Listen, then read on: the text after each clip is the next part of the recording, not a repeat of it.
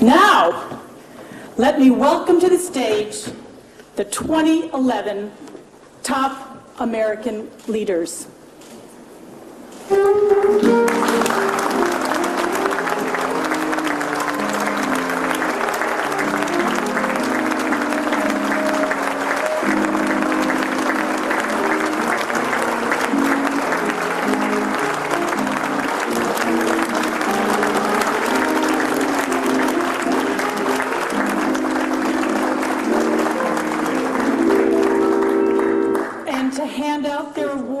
I'd like to welcome the publisher of the Washington Post, Catherine Weymouth, and David Gergen, the director of the Center for Public Leadership at the Harvard Kennedy School.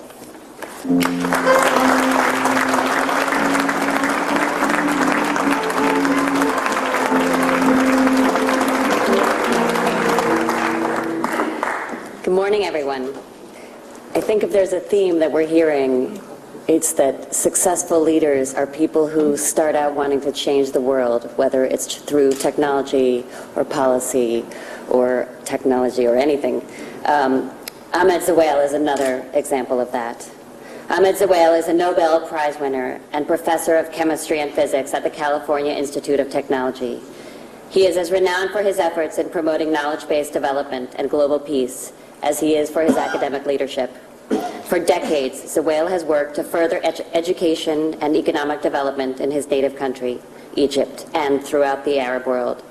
And this year, he is engaged in the transition to democracy ushered in by the recent revolutions that have become known as the Arab Spring and that Nick just referred to. His ties to both Egypt and the United States, to science and democracy, fused most powerfully when in late 2009, President Barack Obama named Zewail the first United States envoy, science envoy to the Middle East. Zewail has garnered honors from around the globe, including 40 honorary degrees, and has won more than 100 international awards. Congratulations, Dr. Zewail.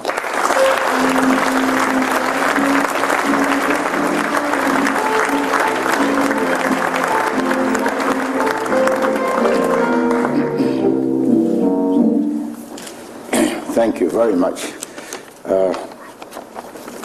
When one receives an award in his or her own field of endeavor, one feels good about the recognition of peers.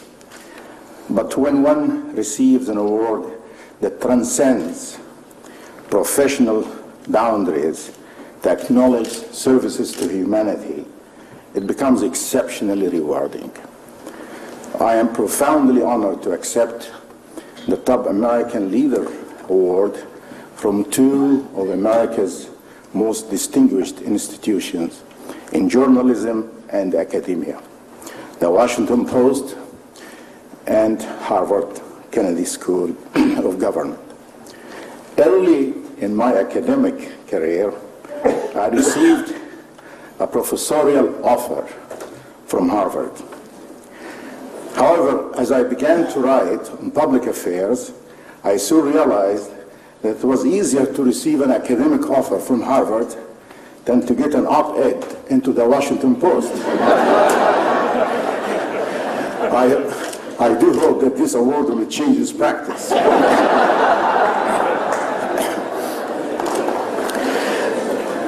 Ladies and gentlemen, leadership is the offspring of vision.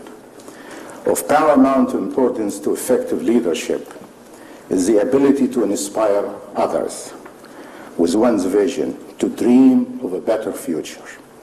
As a boy growing up near Alexandria and Rosetta, my parents were thoughtful enough to endow me with some good genes. And with them I dreamt of acquiring knowledge and of one day becoming a university professor. I did. Coming to America, the land of opportunity, and without being able to speak English, mixing desert with dessert, I learned of making contributions to science. With my group at Caltech, a great institution to dream in, I did. One is fortunate to reach the goal of a dream, but we cannot limit our dreams to our personal gains. To go beyond I have followed three basic values. Not to forget about my own Egyptian roots. Second, to serve the two countries of my life, Egypt and America.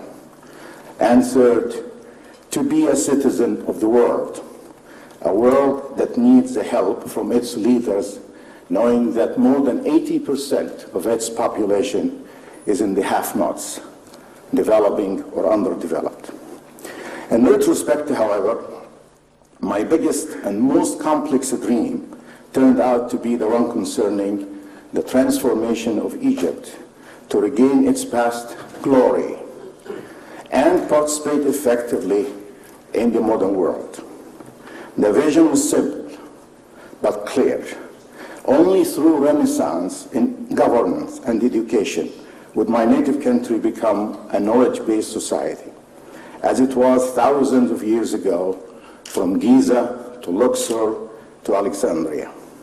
This vision was impossible to realize under the Mubarak regime. With this year's January revolution, the people of Egypt are dreaming of a new future. Despite the rocky roads ahead, I remain optimistic.